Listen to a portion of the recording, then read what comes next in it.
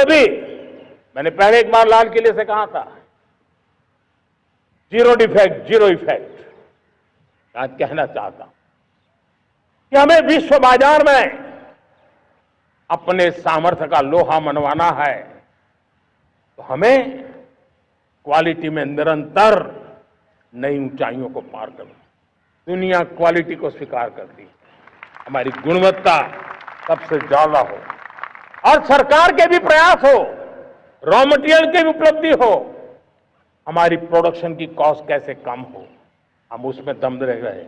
और साथियों, हम सभी जो उत्पादन के क्षेत्र में लगे हैं, उन सबका मंत्र होना चाहिए, दाम कम लेकिन दम ज्यादा। हमारी हर प्रोडक्ट का दम ज्यादा हो लेकिन दाम कम हो। इस भाव को लेकर के हमें आगे बढ़ना है। मेरे प्यारे देशवासियों, आजादी के लिए अनगिनत लोगों ने बलिदान दिए हैं। मैंने पहले भी कहा, जवानी खपा दी, फांसी पे लटक गए। क्यों? स्वतंत्र भारत के लिए। 75-100 साल पहले का वो कालखंड याद कीजिए।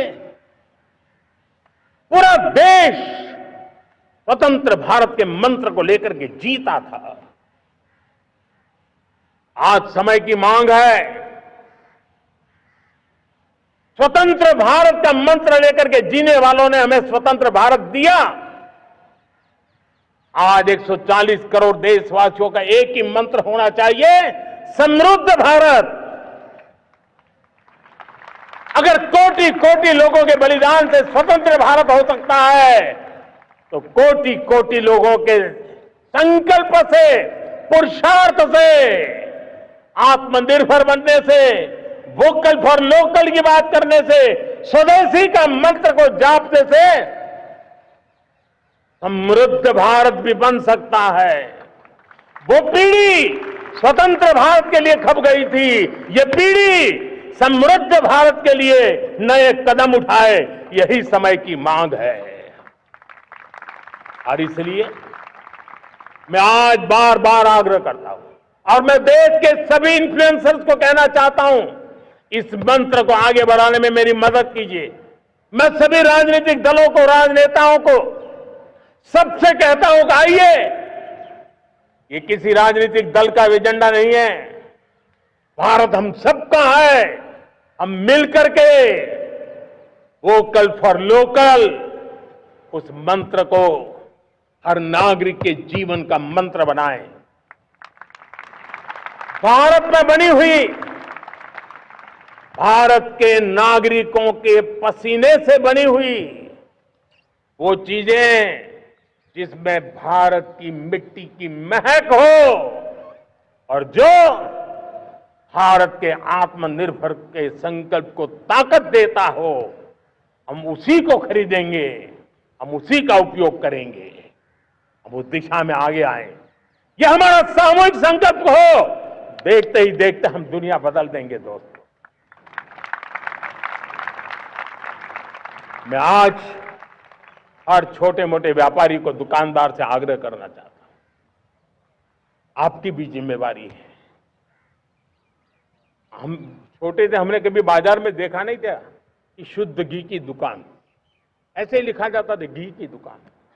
लेकिन समय रहते लोग लिखने लगे शुद्ध घी की दुकान। मैं चाहता हूं देश में ऐसे व्यापारी आगे आए, ऐसे दुकानदार आए कि हाँ, स्वदेशी माल बिकता है, वो बोर्ड लगा रहे हैं। हम स्वदेशी का गर्व करने लगे। हम स्वदेशी मजबूरी में नहीं, मजबूती के साथ उपयोग करेंगे, मजबूती के लिए उपयोग करेंगे और जरूरत पड़ी तो औरों को मजबूर करने के लिए उपयोग करेंगे। ये हमारी ताकत होनी चाहिए, ये हमारा मंत्र होना चाहिए। मेरे प्यारे देशवासियों,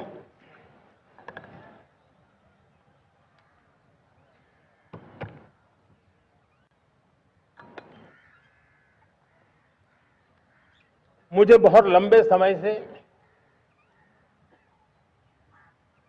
सरकार में काम करने का अवसर मिला है। मैंने कई सारे उतार चढ़ाव देखे हैं, सरकारों की मुसीबतों से भी मैं परिचित हूं, व्यवस्थाओं की मर्यादाओं से भी परिचित हूं, लेकिन उसके बावजूद भी हमारी जिम्मेवारी है कि हम किसी की लकीर को छोटी करने में अपनी ताकत बर्बाद न करें। मैं बड़े अनुभव से कहता हूं, किसी दूसरे की लकीर छोटी करने के लिए अपनी ऊर्जा हमें नहीं खपानी है। हमें पूरी ऊर्जा के साथ हमारी लकीर को लंबा करना है।